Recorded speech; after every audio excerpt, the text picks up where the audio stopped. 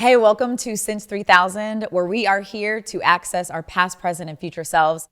And in this episode, I want to get real personal. So I'm going to talk about this process I've gone through of decoupling from my marriage, a previous relationship, and then my business, another previous relationship, and what that process looked like of me to start accessing this portal to the present.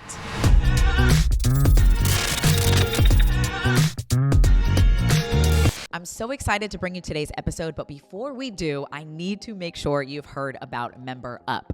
So community-driven products are the future, but Facebook groups are a thing of the past. And after 10 plus years in the online education space, I've taken all my learnings and I've built this incredible platform, Member Up. It's a customizable, easy to use, all-in-one platform where you can build a premium course, community, or membership site without the tech headache. Gone are the days of having to duct tape together your content, your community, your payments, all on different platforms. I want you to do me a favor, do yourself a favor, and head over right now to memberup.com/Danielle. And you can get started for free today. I promise you, I can't wait for you to see this platform. It's beautiful. Okay, the design is amazing. Your community is going to feel at home here, and you are going to take pride in your online business. It is the place to start. Head over to memberup.com/Danielle. Now let's get into the episode. I think I found myself at a point where I was just coming out of a 7-year relationship, and I had spent that time defining myself in reference to this other person, which is common, right? You are coupled up. And so my identity was in relation to this person. And once that relationship ended, I found myself asking, I think, the all-important question of who are you? And I think my whole year was spent answering that question. And all the things I pursued were in pursuit of that question. And I found myself in this period, when I think about my life, I think about it in like 3 phases.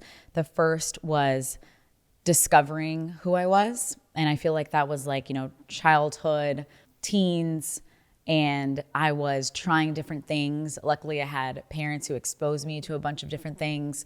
And I got to try piano, I got to try tennis, I got to try achievement. What does success look like for me? What do these friendships look like for me? And so that was a season of discovering who I am. That's when I said I want to be an obstetrician when I grow up. And I tried all these different things. And so that was my period of discovering who I was. And then I reached a point where it was time to create who I was. So the second phase was creating who I am.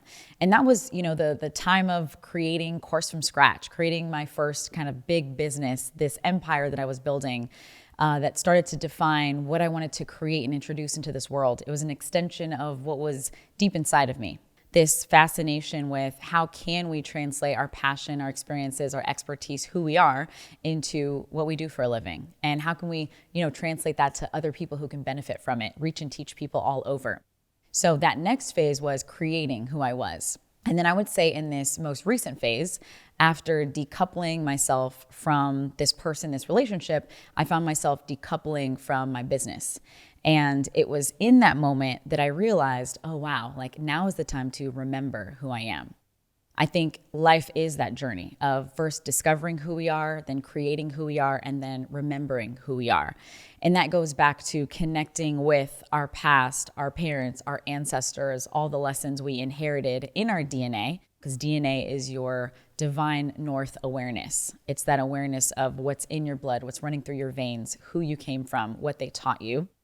And then it is using that remembrance as a celebration of who I am, as opposed to guilt and shame around who I am.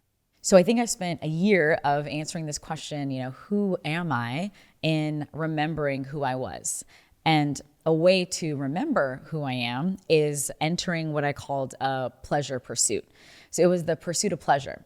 And there was a lot of new things I had to learn. One of the things I had to learn was this connection with my body. So I think in Western civilization, we're definitely taught to uphold the mind as the all-powerful organ, the thing that is going to direct and explain and figure out everything, which served me well, right? I mean, it got me to where I was. And I think with that was a disconnection with body, with gut, with what does this feel like, and being able to put a vocabulary around it. Oh, what is this behavior that I am continuing because of how I feel? And so in that pursuit of pleasure, it was a reconnection to my body, to my feelings, what feels good. Before, I would power through things. I would, get into the grind. Whatever I deemed as success and the pinnacle and achievement at that point, I would go for, and I would go hard. And I would find myself, depressed. And for me, depression looks like avoidance. I'm an Aquarius. So, there's always like two sides of the coin, right? And I would say one side of being an Aquarius is I exist on another planet. I live in the future. We are visionaries. We're able to, see, think, and create this new reality. With that, on the other side of the coin can come avoidance with the present, avoidance with what we're facing right now. So I found myself in a lot of avoidance, I would say, when I was depressed. That's what depression looked like for me. And it meant kind of checking out. And so in this time of being in the pursuit of my pleasure, I found myself checking in with how I felt, my body. And I remember I had a business mentor. We were preparing to work together. He sent me a questionnaire. And it was all these business questions, how much did your business make last year? How much do you want to make? What does your team consist of? And the question that stood out, and it was mind-boggling. I was like, why is this question in here? But the question was, what do you define as pleasure? And are you able to receive pleasure? And it was interesting because when I read that question, I immediately associated pleasure with like a sexual feeling. And I was like, I don't know, like I'm like a 5 on a 1 to 10. Like, I don't like, what are you asking? And it wasn't until probably a year or two later when I was in this questioning, this inquiry of who am I? What does pleasure mean to me? What does it look like for me to feel good in what I'm doing and who in my being? Where I was able to finally connect with pleasure that is not sexual. It's just, or it can be, it can be, come on, let's be real. But it's a lot of other things. It's just feeling good in your being, feeling good in the moment. I found myself in practice of just asking myself moment to moment, what would feel good right now? Hey, this is Danielle Leslie, and I have a question for you. If you are a creative entrepreneur and your business is unique, why are you working with a generic accountant?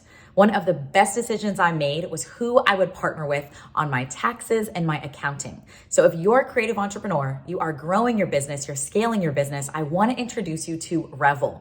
Revel is a firm that can help you whether you're looking to prepare your taxes or you're looking for that year-round support. They will tell you what's happening in your business and why. So if you're tired of being ignored, talked down to, or feeling like you are chasing around your accountant and needing to drive the relationship yourself, it's time for a change. Head over to revelcpa.com, revelcpa.com. Head on over, fill out their interest form, and make sure you look into working with them. Again, that is revelcpa.com, revelcpa.com. We all deserve the right firm to partner with. It's been proven that procrastination can be one of our biggest enemies to success.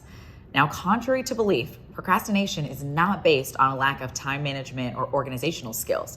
Procrastination is directly linked to our emotions. Now, the reason I know this is because of Patty Johnston. Patty Johnston is incredible. She's a Course from Scratch member, but even more importantly, she's built multiple multi-million-dollar businesses once she learned how to overcome procrastination. So she's created a program where she shares her system on how to overcome procrastination, and it's based on emotional intelligence, neuroscience, and accountability.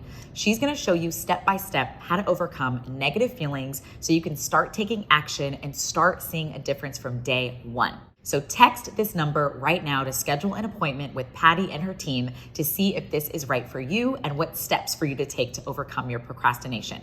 813-789-1097. And again, the number to text right now is 813-789-1097. Let's all overcome procrastination together. Now let's get back to the episode. So one of the things I found was, my sessions by myself, because this is my first time in my entire life, right? And I'm in my mid-30s, first time ever living by myself, right? I always had a roommate or, moved back in with mom when I was broke, lived with my partner and then husband at the time, right? I was always living with someone. So it was my first time in my whole entire life living by myself. And before, I had this amazing partner who was able to create great environments for us. The music and the lighting and everything, helping me modulate my mood and all of that. And I was by myself and I was like, well, what does that look like for me? And so that's when I, picked up different practices. And one of my pleasure pursuit practices was an evening right here in my living room on my couch. And I would put on my galaxy light and be amongst the stars. And it was also a reminder that that was just a reflection of what's inside of me, because we all have the galaxy inside of us. And then I would fire up my hookah. Let me just show y'all what that looks like real quick. I was like,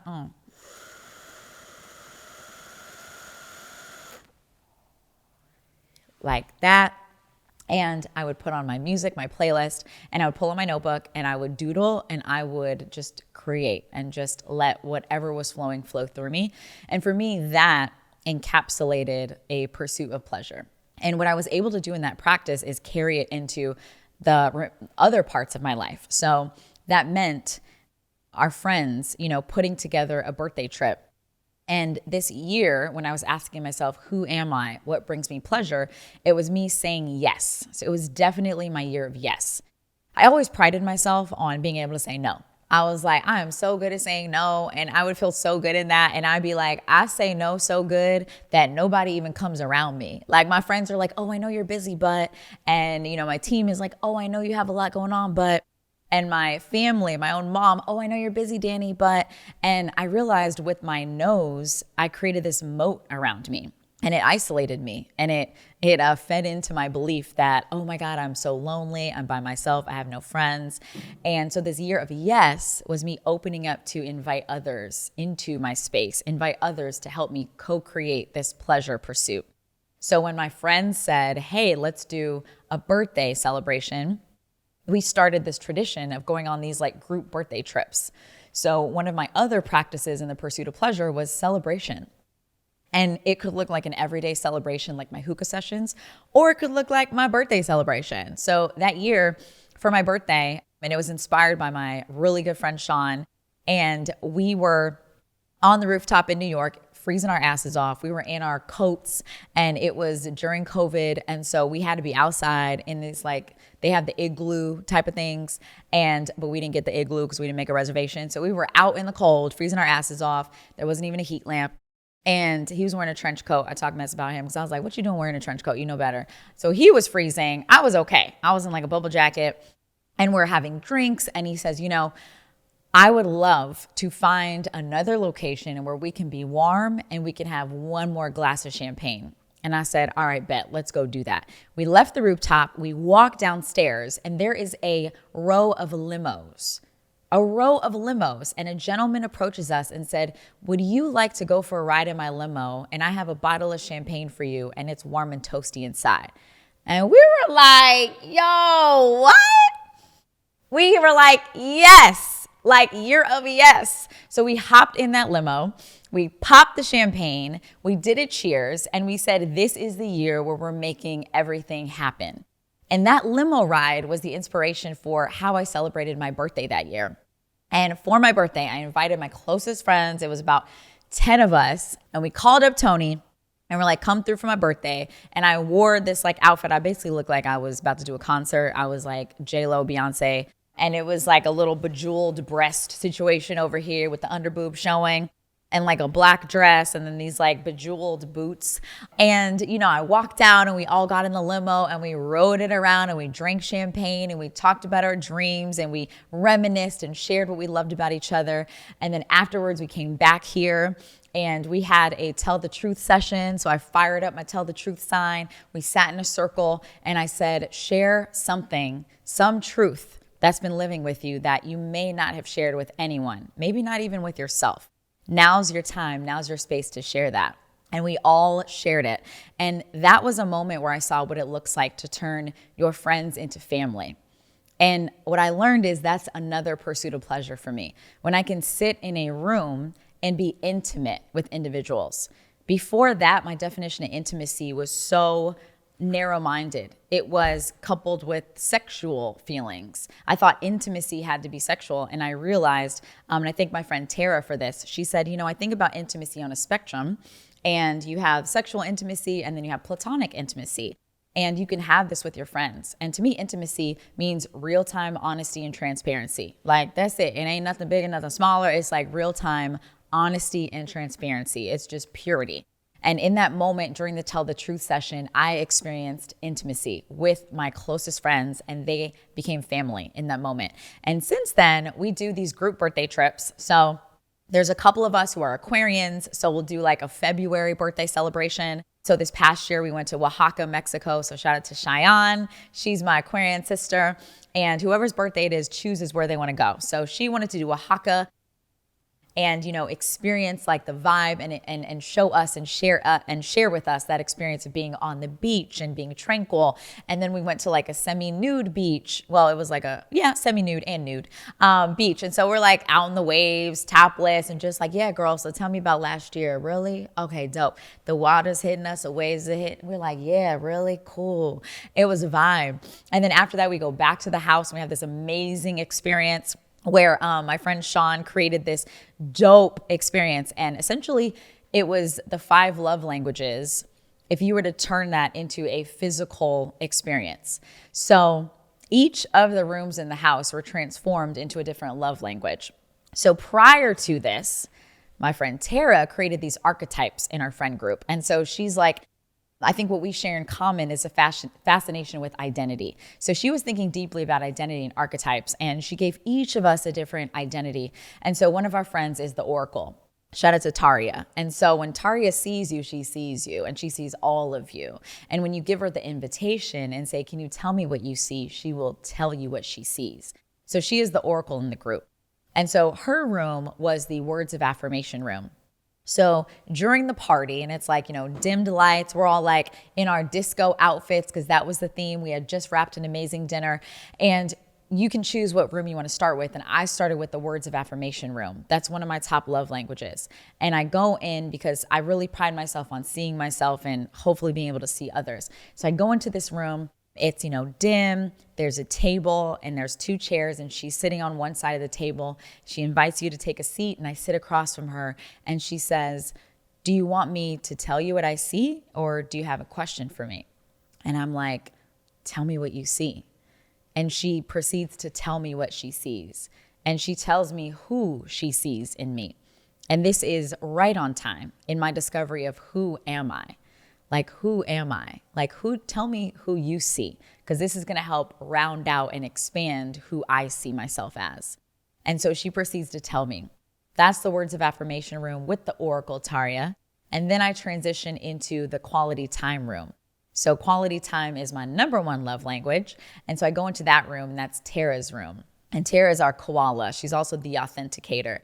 She be getting you to really tell the real. And she could tell when you ain't telling the real. And she has a tech background. So I was like the authenticator, like the Google Authenticator app. It tells you if you're able to actually log in, like if your password is actually correct. So are you actually telling the app the truth? Are you giving it the right code to access all the knowledge? So she's the authenticator. And she's able to tell, are you really giving me are you really giving me the right code, the right words to truly access all the knowledge, or are you bullshitting me? So she's the authenticator in the group. So we go into the quality time room and she's there, she's under the blanket and she's got candles and she welcomes me into this space and she's got conversation starter cards, which are my unofficial love language is conversation starter cards. And so she picks a card and asks a question and you answer the question. And then she asks follow-up questions because she's the authenticator to get to the truth, to the real truth. And so that's the quality time room. And then the next room is the physical touch room. And that's my 3rd biggest love language. And Sean is in that room. And so you're able to go in and you lay down and he asks you, what version of you do you want to visit in the session today? To have a conversation with, whether you want to just reconnect with a version of you, you want to heal something with a version of you, or you want to kiki with the version of you. And so you tell him, I want to go back to 6th grade Danny and I want to have a conversation with her and tell her, girl, You don't have to carry the weight of the world on your shoulders. You good. Like, trust me, like you good. So as you're talking to your 6th grade Danny, your 6th grade self, or your 4-year-old self, you're healing, you're having a conversation. He's just putting pressure on different parts of your body. And he's just reassuring you with that touch. And then we go out into the backyard, and the backyard is where you have the acts of service station, and that's where you can have a nice cocktail made, and it's whatever cocktail you desire, and you let him know, this is what I'm feeling right now, and he concocts a cocktail for you, and that's the acts of service table. And then there's a gifts table, and that's where we have some psychedelics. So we had some gifts, whatever gift you wanted, and you picked that gift. And so that rounded out our, love language celebration that Sean created, and he brought in Taria and Tara to help him deliver this amazing experience for us on our birthday. And this was our Oaxacan February Aquarian birthday celebration. So that's just one of many of our amazing birthday celebrations. One of many examples how I've been in the pleasure pursuit, how I have turned friends into family, and I've really been able to access what I call the portal to the present. Because I always prided myself on living in the future, right? I'm like, oh yeah, I know what's coming. I'm a visionary. I can see it. I'm living there. And what I missed was what's here. And it's the portal to the present. Like right now is actually the eternal. Like it's infinite. The present is infinite if we allow it to be. And my year of answering that question, my year of pursuing my pleasure turned into a celebration of myself, of all of myself, the ups and the downs and the this and then the between, a celebration of those around me, getting a deeper knowing of myself and getting to remembering who I am. And in that remembering, celebrating every part of me, appreciating every part of me, paying homage to those who came before me, and knowing that they are fueling and propelling my calling and where I'm going. And it was that year that has helped me arise larger, more expanded, not just able to live in the future and access the future, but to also access this presence, this portal to the present, to access the people around me and go deeper than I ever had before. So what I hope for you is that you're able to have that same inquiry. If you find yourself being disconnected to body, to feeling, to spirit, it may be that it's your season to also remember. If you feel like you've been in a mode of discovery, create, grind, and you haven't felt that connection, that flow, that ease, maybe it's your season for remembering who you are. Maybe it's your season for asking the question, who am I? It's really my dream and my mission, I think, when I cross fingers, pray to God, universe, that I have my own kids one day very soon, that I'm able to teach them the power of answering that question, but not answering, but being in the inquiry of creating different responses to that question, because we truly, remember who we are from moment to moment and can express who we are from moment to moment. And that can look completely different from 5 minutes ago to now. And I would love to gift future generations, my kids, anyone I touch through my programs, my courses, my coaching, my friendships, romantic relationships, anything. I hope that we can all be in that inquiry of, who am I and what does my pursuit of pleasure look like? Listen, sometimes life be lifing and we do not know what's coming down that road next. Well, that's what happened to me in 2016 when I was unexpectedly laid off from my job. And I was 6 figures in student loan debt. I had no savings and I didn't know what was going to happen next. Now, luckily, I had this little voice inside of me at that time that I couldn't ignore. And it was telling me to take the leap. It was saying, use this as your opportunity to build your business. Use this as your opportunity to create your dream life. And so I believe that life happens for us, not to us. And that nudge in my spirit, I should listen to it. Luckily, I did. Fast forward to today, I have a business that's made over $20 million, and I've helped over 10,000 people create their online businesses and their dream lives. So do you want to learn how to turn your story into an online product and launch in 30 days? Head on over to coursefromscratch.com/since3000. I want you to join us on this journey so you can listen to that little voice inside of you too. So go now, do yourself a favor, coursefromscratch.com/since3000.